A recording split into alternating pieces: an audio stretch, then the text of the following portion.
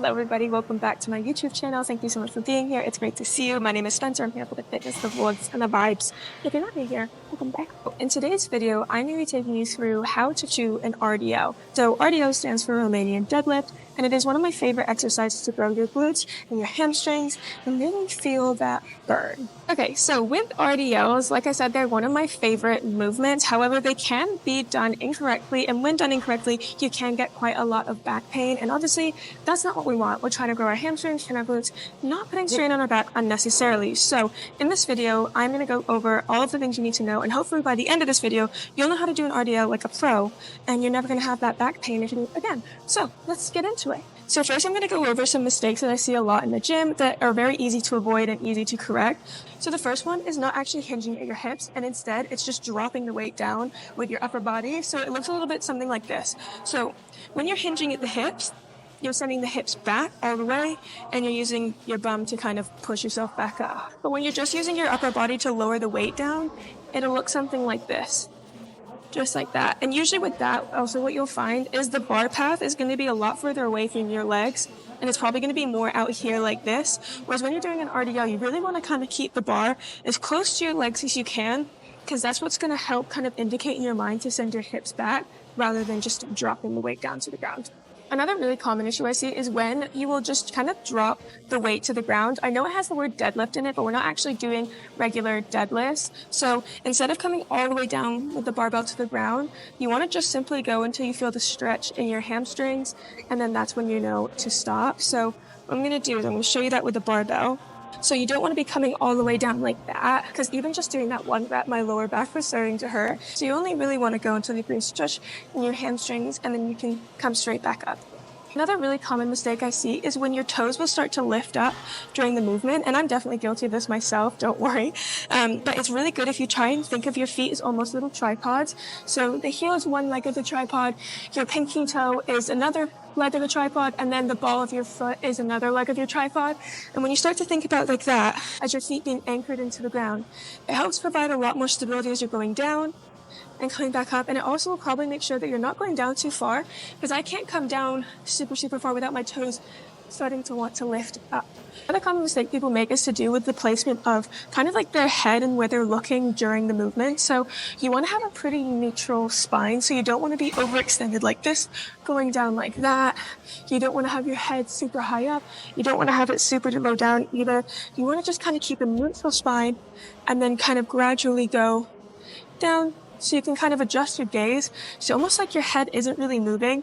It's kind of just connected in like line with where your body is. Just like that. So you don't want to be up here like this, because you're just going to end up putting a lot of pressure on your neck. And trust me, it's not fun. It's not the vibe. So you don't want to do that. So before we actually even get into how to perform an RDL, what I want to talk to you about is how to get used to that positioning of having your hips hinging. So one tip that I really like is if you stand maybe like a foot away from a mirror, all you need to do is just try and send your hips back and touch your bum to the mirror, just like this, a few times, and get used to the movement, and then take a step forward, maybe a half step, not too crazy, and do the same thing, getting used to sending your hips back. Rather than just your body folding, it's you're sending your hips back. Okay, so now actually for how to perform an RDL. So what you're going to want to do is have your legs just wider than shoulder width apart. So you don't need to be down like this. You don't need to be close like this. Just wider than shoulder width apart to where you can feel like you've got a good strong base. Remember the tripod we were talking about. There's usually these grooves here on a barbell, and I like to hold mine just outside. And again, it's just wider than my shoulder width apart is where it's very comfortable for me. And so with this, what you're going to want to do is you have your foot stance wider than shoulder width, and you're going to remember like we did against the wall, and send your hips back first, and you're going to come down until you feel a stretch in your hamstrings, and then you're going to come back up. You're actually coming back up. I want you to imagine you're using your hamstring and your glutes to power your way back up.